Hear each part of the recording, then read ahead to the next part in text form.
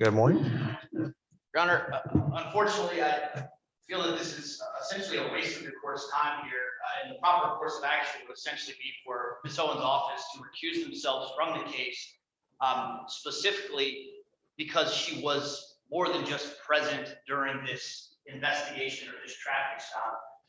As noted in the state's motion, Your Honor, Category A witness is an eyewitness, alibi witness, or rebuttal witness present when recorded statements were given. Witnesses known to have material information that negates guilt. All of these apply to Ms. Owens. Specifically, Your Honor, she is a material witness who not only participated on scene by observing and instructing the officers, but she essentially dictated what the officers were doing on scene. She said she wasn't at the scene. I've got a video for the court. I don't think she was. I did respond to the scene, Your Honor, after the individuals from the vehicle had been detained. Oh, okay. I got you. All right, go ahead. So the court is aware, around 4:30 p.m. there was a traffic stop. Shortly thereafter, pre-arrest, when 3 of the occupants were seized in a vehicle, Ms. Owens arrived on scene. She was present on scene for at least 2 hours pre-arrest. The officers testified that they did not advise Mr. Jones he was arrested until 8 p.m. plus at night. So essentially 4.5 hours where Ms. Owens is on scene, instructing these detectives what to do. Essentially, there's conversations on the videos where the officers are advising to take property, personal property of Mr. Jones and the occupants, and to put it into his property to be returned to him. The video then shows Ms. Owens coming up to these officers, advising them that they need to seize all of these phones because they're evidence of a crime. However, nobody had been arrested at this point.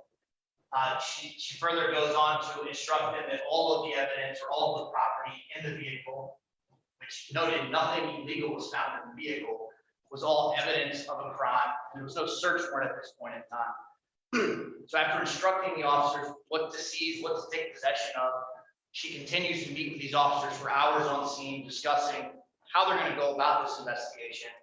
Proceeds to follow the patrol vehicles, or they follow her to the state attorney's office, where again, she participates in a recorded interview with Mr. Jones for 2 hours. Your Honor, the very definition of a material witness, she meets all of those requirements. She certainly is material in this case. I'm honestly shocked that we're even having to go through this based on the body worn cameras that clearly show her role in this. In addition, not only is she instructing these officers, within 25 minutes of the traffic stop, she can be seen on video searching the passenger side of the vehicle, the back passenger side of the vehicle, going around to the driver's side of the vehicle, looking inside, then the back passenger driver's side of the vehicle, as well as pointing to cell phones, talking to the officers about whose cell phones is what. And despite one of the 3 occupants being arrested, all of the occupants' cell phones were seized at Ms. Owens' instruction.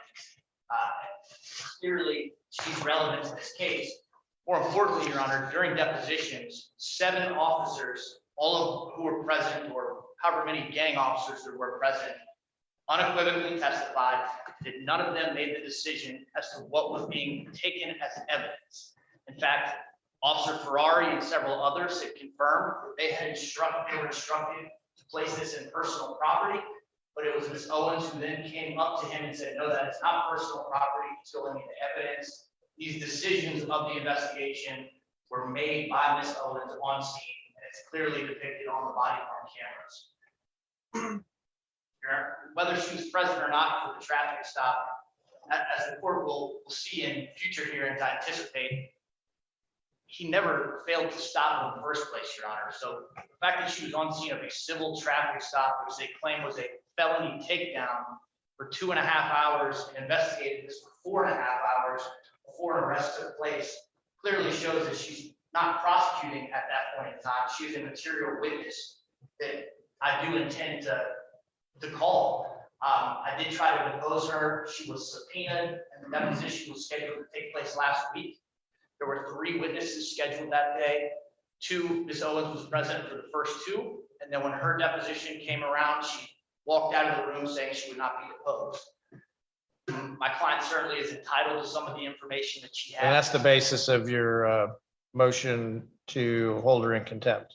Yes, Your Honor, correct. Right. That one can be easily resolved. I'm going to circle back to the ones that y'all are bringing before me today. That one's easily resolved because I think, as you know, I would assume you know, Mr. Fusco, the rule of procedure that deals with taking depositions provides that you can take the deposition of the party opponent that's listed as a category A witness. So if, in this case, the state of Florida lists a witness as a category A witness, you're entitled to depose the witness. If they're not a category A witness, you can only depose them with leave of the court. So there's no basis for an order to show cause under that scenario. So that's easily resolved. But anything else on the motion that we're actually here on today? Your Honor, I would just further state that the material witness, as it states in case law, is one who gives testimony going to some fact affecting the merits of the cause about which no other witness can testify. Clearly, no other witness has knowledge of some of these decisions that Ms. Owens made, and it's only her who possesses this knowledge. Anybody that may have knowledge would be hearsay.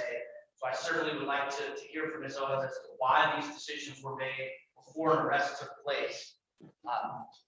Question. Yes, sir. Your Honor, I do think it would help to clarify for the record that just like a homicide scene, every single homicide case I have, I was present at the scene. I did not search anything, did not put gloves on, did not touch any item in that vehicle. I just looked inside of the vehicle and around. So I don't know if we're extending the definition of search to looking inside. All I heard was you searched. That's what I'm going on. I do want to clarify, and just because I have maybe a moment, I was never in the interview room. So participating in the interview. I wrote it. I'm glad you brought that up because that was one of my questions about when you said, Mr. Fusco, that she participated in the interview. Did she participate in the actual discussion with your client? Directly? I know it's a term of art, for lack of a better term, but tell me what you're saying Ms. Owens did. Yes, sir. So on the actual interrogation video, I did not personally see her in the room. It does show on the body camera where she's outside conversing, where the officers come and go and meet with her, things of that nature. I did not see her personally in that room. The big thing, Your Honor, is had, as Ms. Owens stated, it is common for prosecutors to come to the scene of a crime, a homicide, and investigate a crime that has taken place. This was not yet any criminal offense, in my opinion. The officers clearly stated and told Mr. Jones for 2.5 hours, this is a routine traffic stop. We're going to give you a ride home. They then tell him they're taking him to the state attorney's office to question him about one of his best friend's murders. He's still not under arrest. It's my belief, Your Honor, from watching videos that had Ms. Owens not arrived on scene, I don't know if these officers would have made an arrest. They clearly did not place him under arrest until that decision seemed to be made by Ms. Owens, at which point they effectuated the arrest. So what is it? Same question that I asked Ms. Owens. What do you want me to do today? Your Honor, I think that giving us an opportunity to see what Ms. Owens' role was by at least taking a deposition, whether she's listed as a witness or not, she certainly is going to be involved in the defense because she is all over the body on cameras and made a lot of decisions in this case. I don't know, this isn't for this hearing today, but at no point did he flee. I mean, rolling 300 feet to a stop. It's kind of ridiculous at this point, Your Honor. All right, I got your concerns. I just need to know what it is that you want me to do. So you want me to authorize you to take Ms. Owens' deposition? Yes, Your Honor. If need be, list her as a witness to defend Mr. Jones against this charge. Okay, anything else you're asking me to do today? Nothing as it relates to this issue, Your Honor. No, sir. All right, so, and I hearken back to pretty much the first thing I said when we started the hearing, which was that I have read the materials and did not see any case law that was cited. You're a very bright lawyer, and I'm sure you're aware that this is not the first time that courts have been asked to do what you're asking me to do here today. So I cannot imagine that this is a case of first impression. I have done no research in preparation for this hearing because that's y'all's job. So what, if any, case law do you have that supports your position and what you're asking me to do here today? Your Honor, there's been a lot of case law that I've seen for perjury charges and things of that nature. Nothing specifically related to this, and I would just defer to the rules of discovery. And what it Are you has- telling me, I'm sorry to interrupt you, but are you telling the court that there is no case law in the state of Florida, not in the far-flung lands that Ms. Owens referred to and other judicial systems, but in the state of Florida, that deals with the issue of the defense in a criminal case, wishing to either recuse the state attorney's office, which you mentioned earlier, although you didn't indicate that that's the remedy that you're seeking today, or in seeking to depose the sitting prosecutor on that criminal case? Is that what you're telling me, Mr. Fusco? No, sir. There are cases where that has been permitted. It's been different situations, different circumstances. They're factually different than this one. I can certainly pull some for the court. I just, to be honest, didn't think it would be necessary based on just the rules of discovery in the video in and of itself, but I will provide some, Your Honor. Okay, well, I'll certainly give you an opportunity to do that because I will tell you that the court disagrees with your interpretation of the rules of criminal procedure. As I've already indicated on at least one issue here this morning. But in any event, I'll certainly give you the opportunity to supplement your request to the court with case law and the same for the state, because I didn't see anything cited by the state either. I know that you had cited a case dealing with the generic discovery responses, but that's not really applicable here today. So if both sides wish to avail themselves of the opportunity that the court is giving them to supply case law to the court, I'll certainly do that. How much time do you think you would need to do that? I'll get it to the court this week. I'm in a wrongful death trial starting next week, so I'll get on that today as soon as possible. Okay, Ms. Owens. That sounds reasonable, Your Honor. So when do y'all want to come back? Any date works for the state.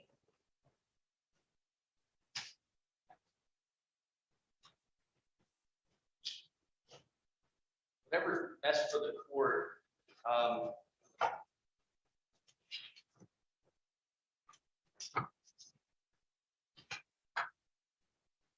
Well, you said when are you starting your trial? Jury selection's on Monday, Your Honor, and it goes till the 19th, 11th through the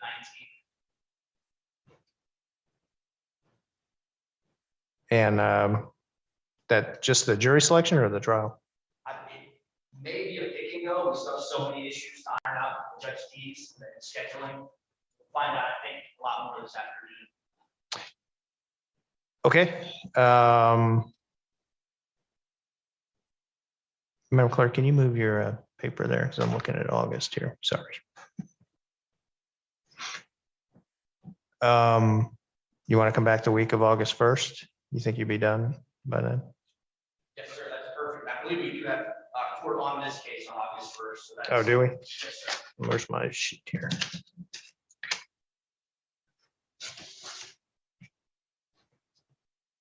Okay, well, let's do that then. Let's come back August 1st and I'll give when did you say you'd have the case law by the end of the week? Because I'd like to come back on the 1st for ruling on the motion is what I prefer to do. Yes, sir. Ideally, honestly, I'll try to get it to the court today or tomorrow as soon as possible. I've done a lot of research on the issue, so. Okay, well then I'll give the parties to the end of the week to, actually, I'm going to give you to the end of next week. There's no big hurry on it since we're not coming back to the 1st. So any additional materials will be supplied to the court no later than July the 14th. And then we'll come back August 1st for ruling on the motion and then hearing on the motion to be set that week on any additional matters. I know there's some other pending, which as you said, may flow from the courts, whatever the court's ruling is on this one. And Mr. Fusco, I note that speedy trial is scheduled to run September 27th. Doesn't matter to the court what you do with that, but have a discussion with your client, and depending on what you decide to do on that issue, will determine whether or not the court sets the case for trial relatively quickly on that August 1st date. Yes, sir. Anything else from the state? No, sir. Defense? The only thing remaining, Your Honor, is the statement of particulars. We filed that motion back in May. The state had mentioned they were going to respond and still yet to receive a response. State? Yes, sir. When are you going to respond? Huh? I will respond. When? When? Respond today. Okay, she's gonna respond today, allegedly. All right, no, try to get it done by today or the end of the week. Okay, anything else? Nothing from the defense, Your Honor. All right, thank you both, Thank you. and we'll see you on August 1st. Court will be in recess until, is it 1:30 or 2? We have our sentencing, 1:30? All right, 1:30.